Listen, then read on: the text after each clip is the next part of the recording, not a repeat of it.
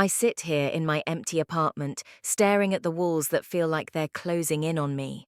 The silence is deafening, broken only by the occasional sound of cars passing by outside.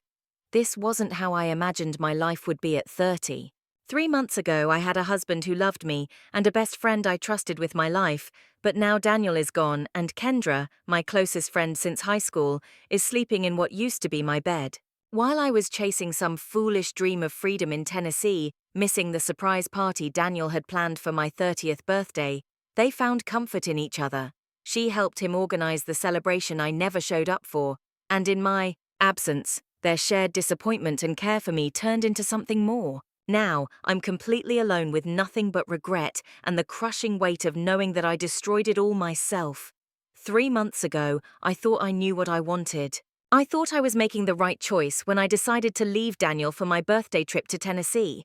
I convinced myself that I needed space, that I deserved to find myself, to break free from the predictable routine that had become my marriage. Daniel was a good man, reliable, steady, the kind of husband any woman would be lucky to have. He woke up at the same time every morning, made coffee the same way, kissed me goodbye at exactly 7:30 before heading to his job at the accounting firm. He came home at 5:45, asked about my day, and we'd settle into our evening routine of dinner, television, and bed by 10. But that was exactly the problem. He was too predictable, too safe. I felt like I was suffocating in our comfortable life together. Every day felt like the one before it, stretching endlessly into a future that looked exactly the same. I was 29, soon to be 30, and I felt like my life was already over. Where was the adventure? Where was the passion? Where was the woman I used to be before I became Daniel's wife? The days leading up to my 30th birthday felt heavy with expectation. Daniel kept hinting at something special, something big he had planned. He would smile mysteriously when I asked about it, telling me I'd have to wait and see. He seemed so excited, so proud of whatever surprise he was planning. But instead of excitement, I felt trapped. The thought of a big celebration filled me with dread. I didn't want to pretend to be happy about getting older when I felt like my life was slipping away from me, one mundane day at a time. I didn't want to smile and act grateful while feeling dead inside. I started having dreams about running away, about disappearing into a life where no one knew me or had expectations of me. I would lie awake at night next to Daniel, listening to his steady breathing, feeling like I was drowning in the normalcy of it all. He was content with our life, but I felt like I was dying a slow death of routine and predictability. That's when Tony called. Tony was an old friend from college, someone who had always represented adventure and spontaneity in my mind. He was the kind of person who would decide on a Tuesday to drive to the ocean just to watch the sunrise. He had never settled down, never married, never tied himself to anyone or anything. In college, I had admired that about him, even envied it sometimes. When he called that Tuesday afternoon, his voice full of enthusiasm about some photography project he was working on, it felt like a lifeline. When he suggested we take a trip to Tennessee for my birthday, something inside me jumped at the chance. Tony had been commissioned to photograph some old barns and rural landscapes in the Tennessee hills, and he thought it would be the perfect escape for me. Tennessee had always been a dream destination for me. The rolling hills, the music, the sense of freedom that seemed to emanate from every story I'd heard about the place. It felt like exactly what I needed. A chance to remember who I was before I became half of a couple, before I became someone who measured her life in grocery store trips and television schedules. I told Daniel I was going away for my birthday. The words came out more harshly than I intended, like I was announcing a decision rather than discussing it with my husband. I could see the hurt in his eyes, the confusion. He asked if I wanted him to come with me, if we could make it a couple's trip, but that defeated the entire purpose. I needed to be alone, to figure out who I was without him constantly there, being kind and considerate and everything a good husband should be.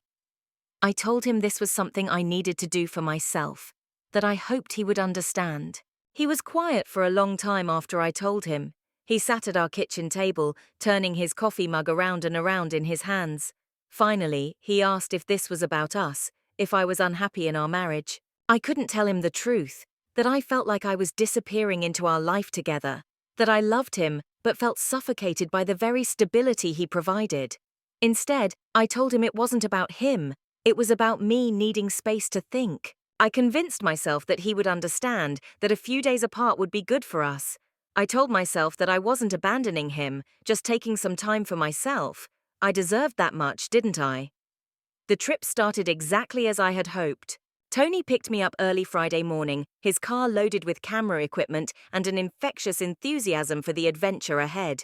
We drove through the Tennessee countryside, windows down, music playing.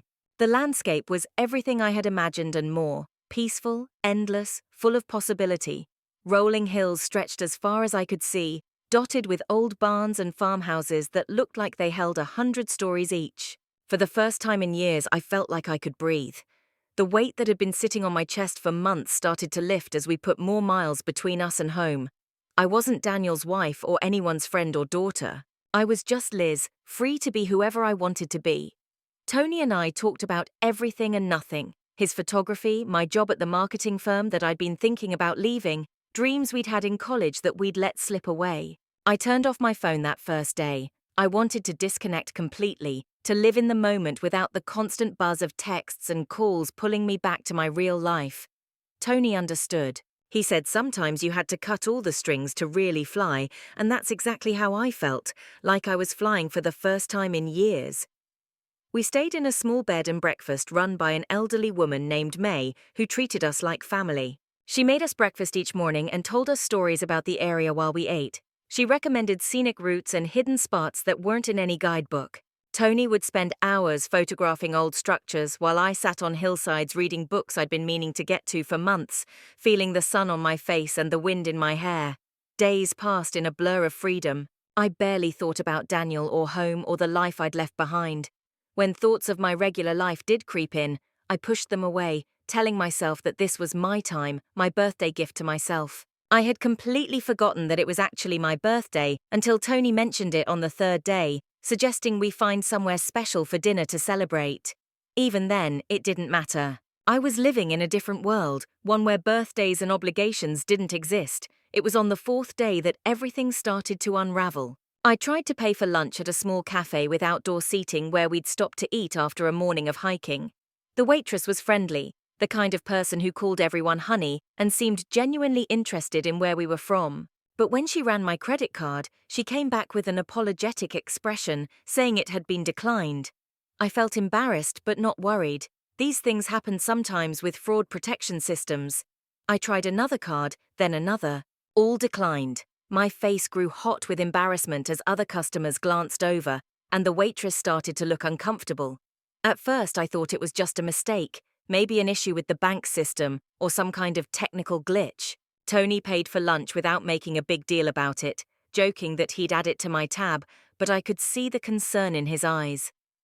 That evening, back at the bed and breakfast, I tried to call Daniel to ask him about the credit cards. Maybe there had been some suspicious activity that triggered a freeze, or maybe our bank was having system issues. But when I tried to call him, he didn't answer. The phone rang and rang, then went to voicemail. I called again a few minutes later, thinking maybe he was in the shower or had stepped outside. Still no answer. A cold feeling started to settle in my stomach. Daniel always answered his phone, especially when I called. He was the type of person who would interrupt a meeting to take a call from me if it seemed important. I tried calling our home phone, but no one answered there either. I left a message, trying to keep my voice light and casual, asking him to call me back about the credit card issue. The next morning, I tried my cards again at a gas station, but they were still blocked. The clerk looked at me with pity when I had to ask Tony to cover the cost of snacks and drinks for our road trip that day. I felt embarrassed and confused, but more than that, I felt scared. Something was wrong back home, something bigger than a simple credit card mix-up. I kept trying to call Daniel throughout the day, but my calls went straight to voicemail now, as if he had turned his phone off completely. The freedom I had been so desperate to feel was starting to feel more like abandonment, like I was floating in space with no connection to anything real or solid. Tony tried to keep my spirits up, suggesting that maybe Daniel was planning some kind of surprise and didn't want to spoil it by talking to me, but even he seemed worried. By the fifth day, I was making myself sick with anxiety. I couldn't eat, couldn't focus on the beautiful scenery around me, couldn't enjoy anything about the trip that had felt so perfect just days before. Every unanswered call felt like a door closing, every declined credit card felt like another bridge burning behind me. Tony and I cut the trip short. What was supposed to be a week-long adventure ended after 5 days because I couldn't stand the uncertainty anymore. The drive home felt endless, filled with a growing dread that I couldn't shake. The Tennessee hills that had seemed so beautiful and freeing on the way there now felt like they were mocking me, their peaceful beauty a sharp contrast to the turmoil building inside me. I kept trying to call Daniel during the drive, but he never answered. I left message after message, my voice getting more frantic with each one. I apologized for being out of touch, promised to explain everything when I got home, begged him to call me back. By the time we crossed back into our state, I was barely holding myself together. Tony kept glancing at me with concern, but what could he say? We both knew something was terribly wrong. The house was dark when Tony dropped me off at nearly midnight. Daniel's car wasn't in the driveway, which was strange because he was always home by this time unless he was traveling for work, and he hadn't mentioned any business trips before I left. I used my key to get inside, calling out his name as I stepped through the front door, but something felt different immediately. The house felt empty in a way that went beyond Daniel just being out for the evening. It felt abandoned, like no one had been living there for days. I turned on lights as I moved through our home, looking for some sign of where Daniel might be or what had happened while I was gone. Everything looked normal at first glance. The furniture was in its usual places, his clothes were still in the closet, his toiletries still in the bathroom, but there were subtle differences that made my skin crawl. The mail had piled up on the counter, something Daniel would never let happen. The plants I'd asked him to water were wilting. The refrigerator had started to smell because food had gone bad. On the kitchen counter, prominently displayed where I couldn't miss it, I found a manila envelope with my name written across it in Daniel's careful handwriting. My hands shook as I opened it, though part of me already knew what I would find inside. Inside were divorce papers. The words blurred together as I read them through tears, but the meaning was crystal clear. Daniel wanted out. He was done with our marriage, done with me. The papers were dated from 3 days ago, filed while I was wandering through Tennessee without a care in the world, taking pictures and eating at roadside diners while my husband was ending our marriage. There was also a letter, typed and formal, explaining that he had moved out temporarily and that all future communication should go through his lawyer. He had closed our joint credit card accounts, which explained why my cards had been declined. He had also moved money from our joint savings account into a separate account in his name only. The letter was cold, businesslike, nothing like the Daniel I had known and married. It was as if a stranger had written it. I called him immediately, using the phone number listed on the legal documents, but the number had been changed. I tried his work, but they said he had taken extended time off and wouldn't give me any more information. I felt like I was drowning, grasping for something solid to hold on to, but finding nothing. The papers mentioned that he had filed while I was away, that he had been planning this for some time, but how could that be? How could I have missed the signs? How could the man who had been hinting at birthday surprises just a week ago have been planning to divorce me? I spent the rest of that night going through the house like a detective, looking for clues about when Daniel had made this decision and how I had been so blind to it. I found small things that I had missed. A suitcase missing from our closet, some of his favorite books gone from the shelves, his laptop nowhere to be found. He had been planning this carefully, methodically, probably for weeks, while I had been complaining about our boring routine and dreaming of escape. That's when I called Kendra, my best friend since high school. She had always been there for me, through every breakup and crisis and major life decision. If anyone would understand what I was going through, it would be her. We had been friends for over 15 years, had been each other's maid of honor, had shared every secret and fear and hope. If anyone could help me make sense of what was happening, it would be Kendra. But when she answered the phone at 7 in the morning, her voice was cold, distant, nothing like the warm greeting I was used to from my oldest friend.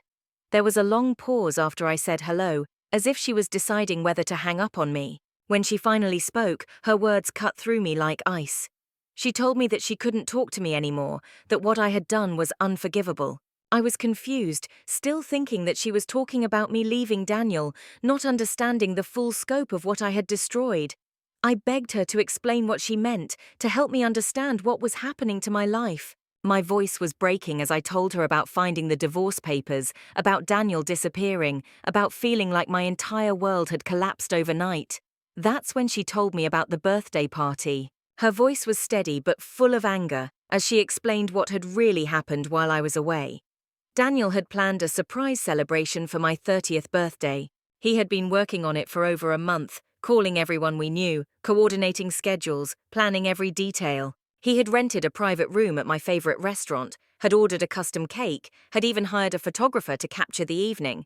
Kendra had helped him organize everything, had even helped him pick out a special gift, a vintage necklace I had admired in an antique store months earlier, something he had gone back to buy and had been saving for this perfect moment. The party was supposed to happen on my actual birthday, the day I was wandering through Tennessee without a care in the world, completely disconnected from my real life. Everyone had gathered at the restaurant at 6 o'clock. Our friends from college, my co-workers, Daniel's family, even my parents who had driven down from 3 states away. 60 people, all there to celebrate me, all dressed up and excited to surprise me on my milestone birthday. Daniel kept calling me throughout the afternoon, but my phone was off. He had planned for me to think I was just going out for a quiet dinner with him, only to walk into a room full of everyone I cared about shouting surprise. But I never came home. Hours passed. The guests grew uncomfortable, checking their phones, asking each other if they had heard from me. Daniel was humiliated, having to explain to everyone that his wife had simply disappeared on her birthday without telling him where she was going or when she would be back. Some people left after the first hour. Others stayed longer, trying to salvage the evening, but the celebration turned into a wake for my marriage. Daniel had to send everyone home, had to apologize to my parents who had driven so far, had to return the cake and cancel the photographer. The necklace he had bought with such love and care was still sitting in his dresser drawer, a symbol of everything I had thrown away. But the worst part, the part that made my stomach turn and my world completely shatter, was what Kendra told me next. Her voice grew even colder as she explained how she and Daniel had grown close during the planning process. What started as friendship and collaboration had turned into something more.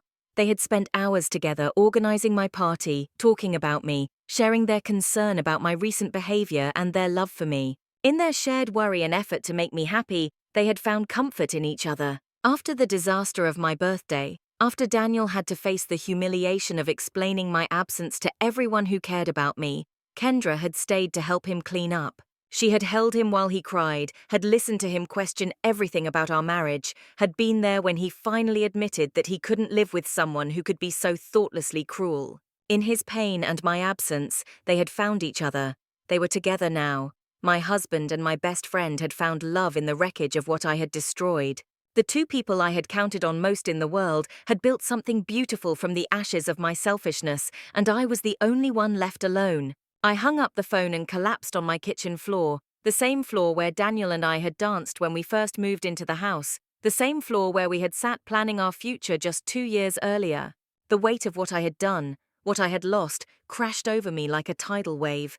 I had destroyed my marriage, my friendships, my entire life for a few days of feeling free. And now, I was more trapped than I had ever been before. Trapped in a prison of my own making with no way out and no one to blame but myself. The days that followed were a blur of phone calls to friends who no longer wanted to speak to me. Each conversation was more painful than the last. They all said variations of the same thing, that I had been selfish, that I had hurt Daniel deeply, that they couldn't support what I had done. Some were kinder than others, but the message was clear. I was on my own. Sarah, who had been my college roommate, was the most direct. She told me that she had tried to warn me before I left for Tennessee, had seen what I was too blind to see, that Daniel loved me deeply, that he was trying to show me how much I meant to him, and that by running away, I was throwing it all away. She said she had called me the week before my trip, had tried to talk sense into me, but I had brushed off her concerns. I didn't even remember that conversation clearly, had probably been distracted by planning my escape. Jennifer from work was gentler but no less clear in her disappointment. She explained that several of our friends had tried to intervene before I left, had seen the hurt in Daniel's eyes when he talked about my restlessness, had watched him pour his heart into planning the perfect celebration for me. They had all hoped that the surprise party would remind me of how much I was loved, how many people cared about me. Instead, my absence had hurt not just Daniel, but everyone who had taken time out of their lives to celebrate me. Even my sister, who had always supported me through everything, could barely speak to me.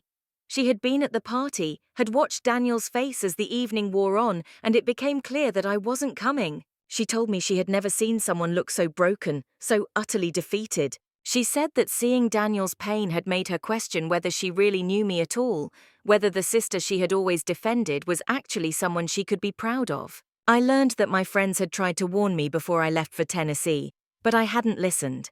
I had been so focused on what I thought I needed that I couldn't see what I already had, couldn't hear the wisdom of people who loved me. They had seen what I was too self-absorbed to notice, that Daniel was planning something special, that he was trying to reconnect with me, that my restlessness was hurting him deeply. But I had dismissed their concerns, convinced that they just didn't understand my need for freedom and adventure. The divorce proceedings moved quickly. Daniel didn't want to drag it out, and honestly, neither did I. What was the point? I had made my choice when I decided to leave him on my birthday. I had chosen my perceived freedom over my marriage, and now I had to live with the consequences. The lawyer I hired tried to fight for a larger settlement, but I couldn't bring myself to care about money or possessions.